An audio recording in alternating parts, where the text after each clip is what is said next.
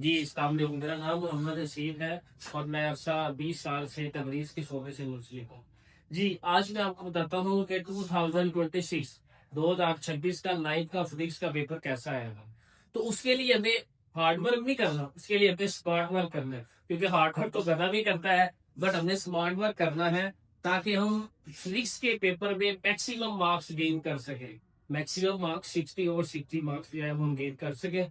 तो उसके लिए हमें करना क्या है, 2026 की जो बोर्ड की स्कीम है ना, हमने उसको फॉलो करना है। अगर हम उस स्कीम को फॉलो करेंगे बच्चों, तो फिर हम जो है वो 60/60 यानी कि 100% मार्क्स गेन कर सकते हैं। तो हमने स्मार्ट वर्क करना है। आइए हम स्मार्ट वर्क कैसे कर सकते हैं वो देखते हैं। जैसा कि आपको आइडिया है कि फिजिक्स का जो पेपर है ना वो 60 मार्क्स का आना है और उसके लिए 2 घंटे का टाइम होता है।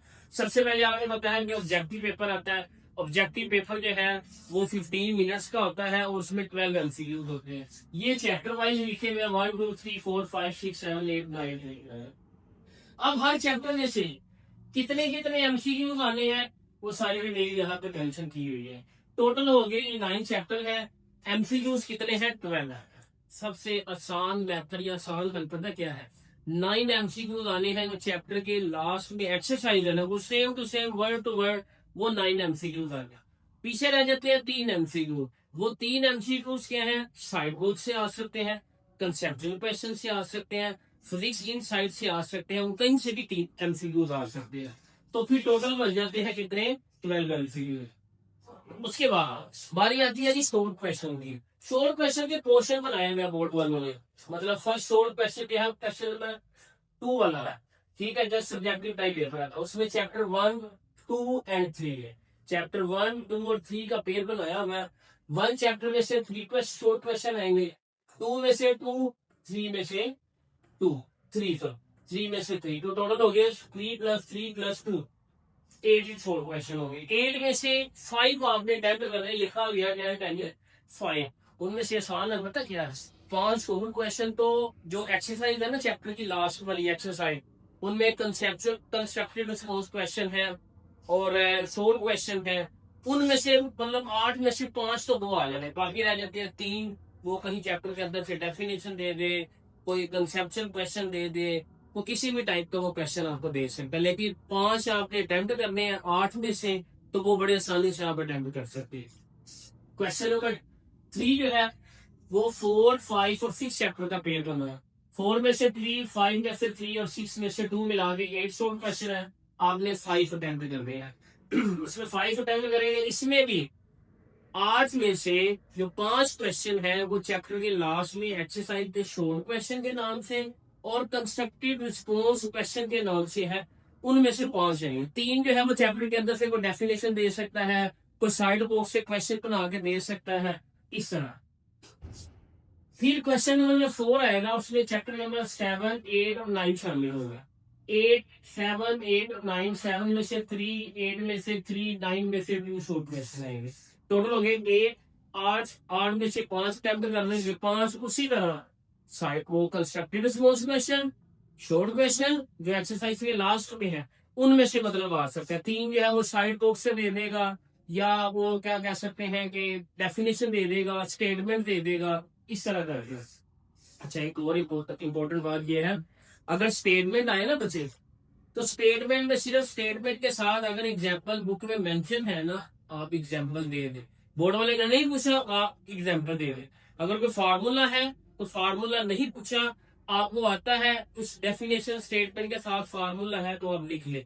यूनिट है तो साथ आप यूनिट भी लिख ले। इससे अगर अच्छा एक्सप्रेशन पड़ेगा वो आपको 2/2 यानी कि 2/2 फुल मार्क्स आपको शॉर्ट में दे देंगे। उसके बाद लॉन्ग क्वेश्चन की जो पेयरिंग आती है ना, जो शॉर्ट क्वेश्चन की पेयरिंग है ना, क्योंकि 9th का आपको देखा है, आपको मतलब पेपर फर्स्ट टाइम आना है और वो AMP है। ठीक है, एक्सेलरेटेड लर्निंग प्रोग्राम के तहत जो बोर्ड वाले ने या गवर्नमेंट ने शॉर्ट सिलेबस इंट्रोड्यूस करवाया है उसके मुताबिक पेपर करना है। तो उसमें जो लॉन्ग क्वेश्चन की पेयरिंग है वो शॉर्ट और लॉन्ग की सेम बनाई है। 1+2+3 लॉन्ग क्वेश्चन। इनमें से थ्योरी इसी भी चैप्टर से दे सकता है, न्यूमेरिकल किसी भी चैप्टर से दे सकता है, ये उसकी मर्जी है। लेकिन आपको बताता चलो, थ्योरी यानी कि लॉन्ग क्वेश्चन 4 मार्क्स का होगा और न्यूमेरिकल 5 मार्क्स का होगा। इसी तरह जो उसके बाद छठा 6 वाला लॉन्ग क्वेश्चन बनेगा 4 + 5 + 6 का होगा। इसमें न्यूमेरिकल किसी चैप्टर जैसे कि आ सकता है और थ्योरी किसी भी चैप्टर से आ सकती है। अब ये जो 7 वाला है ना बच्चे, ये बड़ा ही इंटरेस्टिंग क्वेश्चन, मैं कहता हूँ इंतहाई इंटरेस्टिंग क्वेश्चन। पता कैसे? 7 का जो पेयर बना है ना, 7, 8 और 9 का पेयर, 7, 8 और 9 का पेयर है। ज्यादा 99% ऐसा हुआ है कि एक मतलब नो क्वेश्चन आया ना, उसके ए पार्ट थ्योरी नो क्वेश्चन होता है, बी पार्ट न्यूमेरिकल होता है। अब इसमें ना तो चैप्टर 8 में न्यूमेरिकल है, ना ही चैप्टर 9 में न्यूमेरिकल है। तो 99% चांस है कि 7 चैप्टर में वो न्यूमेरिकल ही दे, क्योंकि इस पोर्शन में और चॉइस ही कोई नहीं है। 7 के अलावा न्यूमेरिकल किसी में है नहीं, 8 में भी नहीं है, 9 में भी नहीं है। तो 99% चांसेस है कि 7 में न्यूमेरिकल देगा। अब 7 में मदद की बात बताऊं, 7 में सिर्फ 4 न्यूमेरिकल है, जो आपके सिलेबस में है सिर्फ 4 न्यूमेरिकल है। एक एग्जाम्पल है, एक एग्जाम्पल है, 4 न्यूमेरिकल है, 5 में से 99% चांस है वो एक न्यूमेरिकल आपको देगा। तो जिसमें ज्यादातर चांसेस होता है, जिसमें जिस चैप्टर में से वो न्यूमेरिकल देगा, लॉन्ग उस चैप्टर में से नहीं आएंगे। इसका मतलब हो गया 8 और 9 में से लॉन्ग के आने के चांसेस है। जिस तरह 99% चांसेस इसमें न्यूमेरिकल के हैं, इसी तरह 99% चांसेस है कि 8 और 9 को मिलाकर एक लॉन्ग क्वेश्चन दे देगा। ठीक है, इसी तरह 3 लॉन्ग क्वेश्चन हो गए, 1, 2 एंड 3। ठीक है, 4 + 9 का पेज बनना है 9 मार्क्स, 9 मार्क्स और 9 मार्क्स। तो इन दोनों में से, तीनों में से दो करने होते हैं। 18 मार्क्स के लॉन्ग हो गए, न्यूमेरिकल 7 हो गए, और 30 मार्क्स के शॉर्ट क्वेश्चन हो गए, 12 मार्क्स के एमसीक्यू हो गए। तो अगर मेरे बताए हुए मेथड से आप जो है इसको फॉलो करेंगे ना बच्चे, तो आप मैक्सिमम मार्क्स जो है वो गेन कर सकते हैं। 60/60 तो मसला ही कोई नहीं है, बड़े आसानी से जो है ना आप मुकम्मल कंप्लीट फुल 100% मार्क्स जो है वो गेन कर सकते हैं।